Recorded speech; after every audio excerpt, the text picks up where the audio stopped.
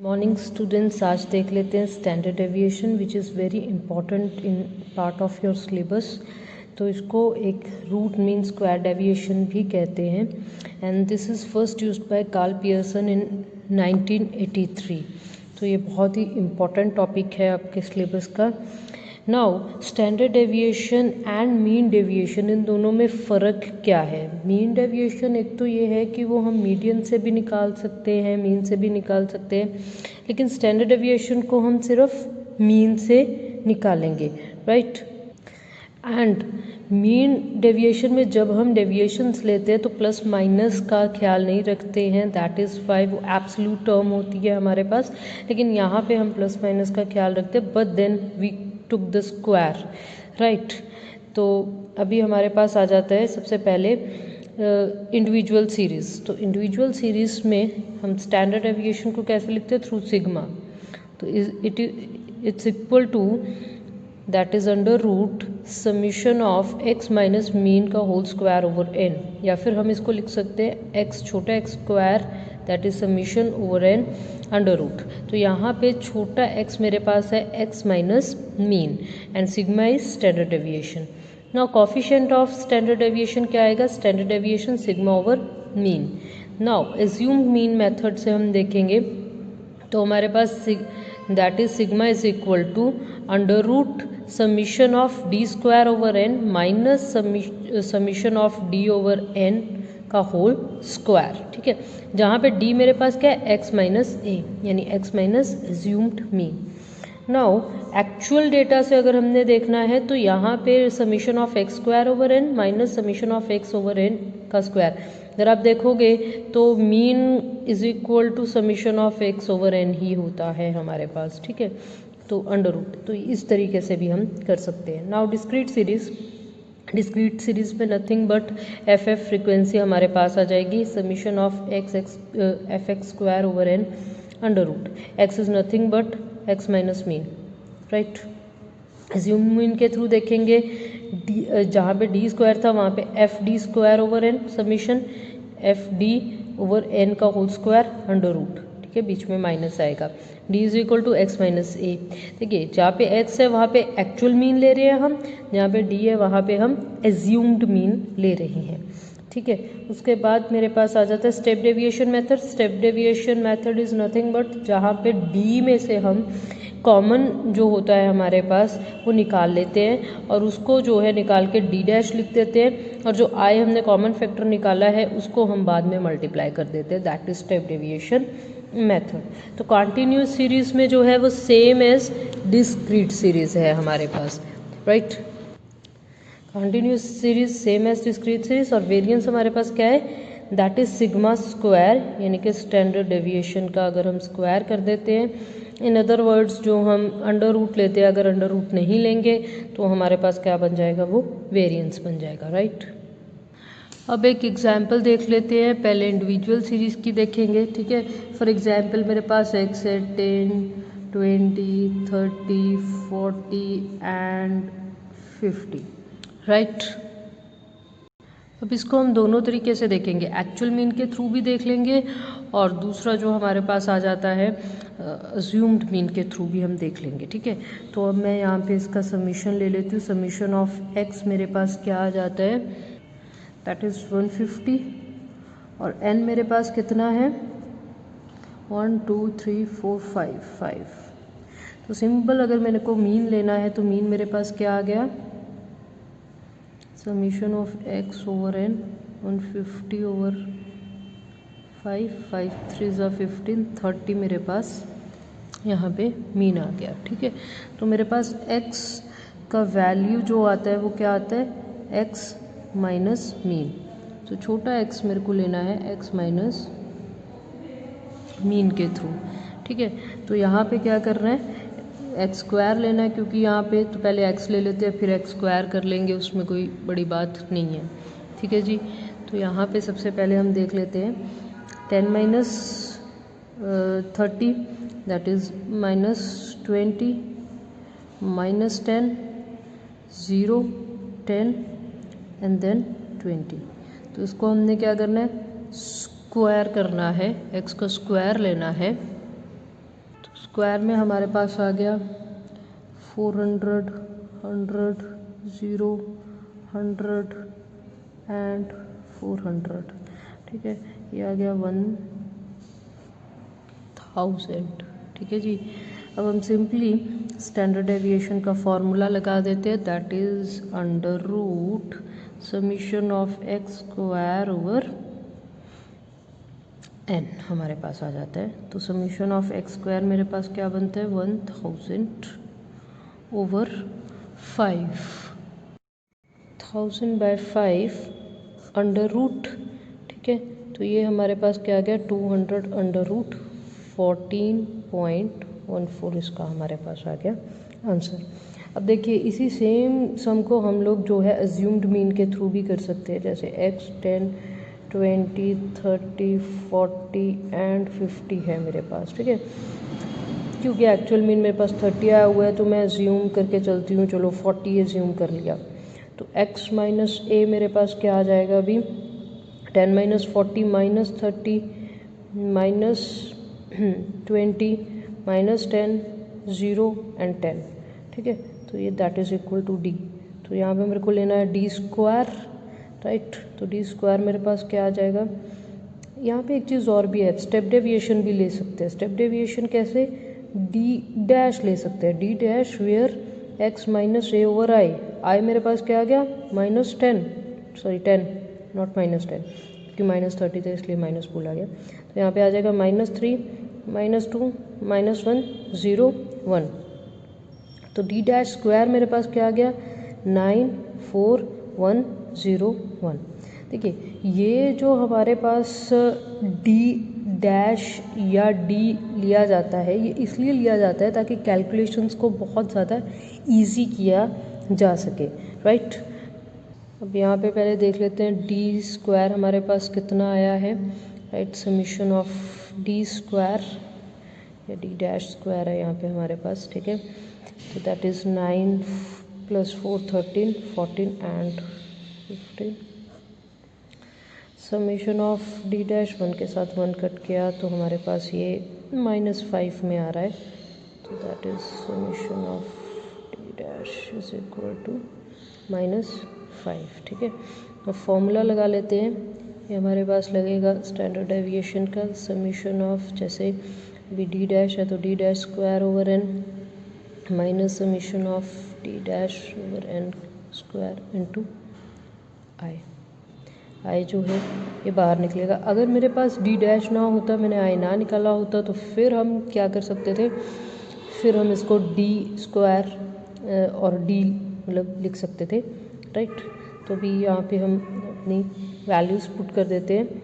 Summation of d dash square हमारे पास क्या बन रहा है 15 एंड कितने हमारे पास 5, 15 ओवर 5 माइनस, ठीक है, ये हमारा माइनस में आ रहा है लेकिन कोई चिंता वाली बात नहीं है क्योंकि एंड ऑफ द डे ये भी स्क्वायरिंग में चले जाना है।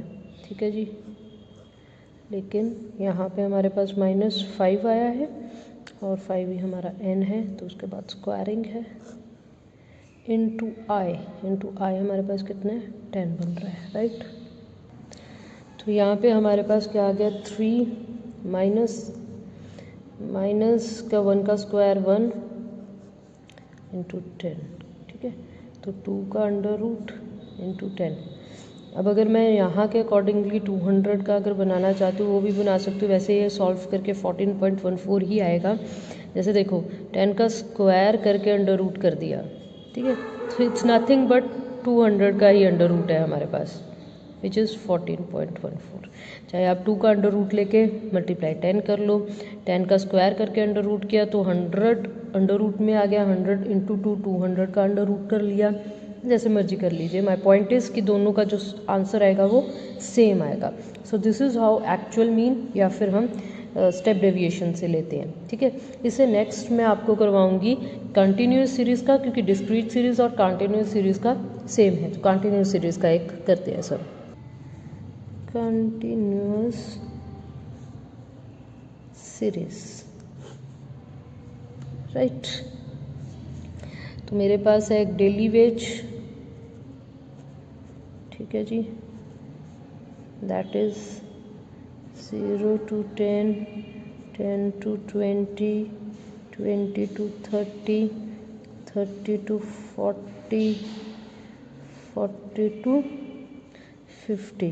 ठीक है, उसके बाद आप f ले लीजिए, 2, 7, 10, 5 एंड 3 है मेरे पास, राइट। तो summation of f is equal to n is equal to 27 है यहाँ पे मेरे पास।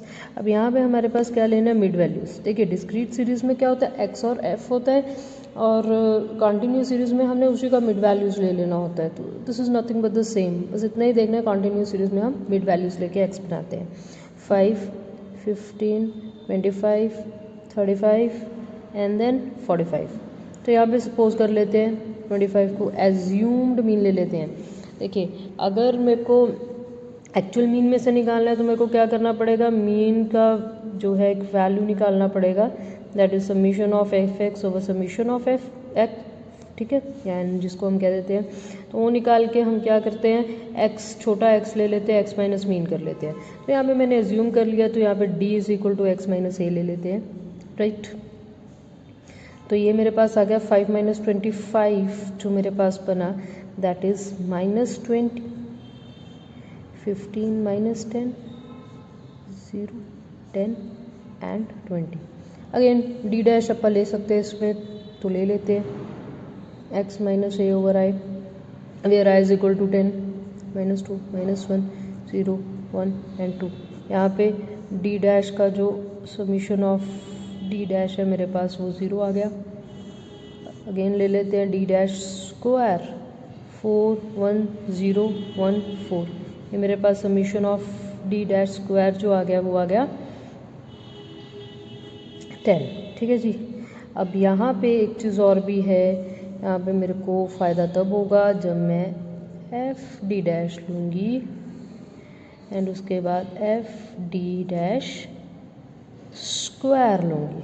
ठीक है जी। तो f के साथ मुझे मल्टीप्लाई रख करनी है, तो डी डैश पहले कर लेते हैं, -4 एंड देन -7, 0, 5, 6। अब मेरे पास ये कितना आ गया, summation of f d dash is equal to 7 + 4 11 है, 5 + 6 भी 11 है, तो ये मेरे पास एक्चुअली 0 ही बन गया है। ठीक है, एफ डी डैश स्क्वायर देख लेते हैं, 4 × 2 8, 7 × 1 7, 0, 5, 4 × 3 12।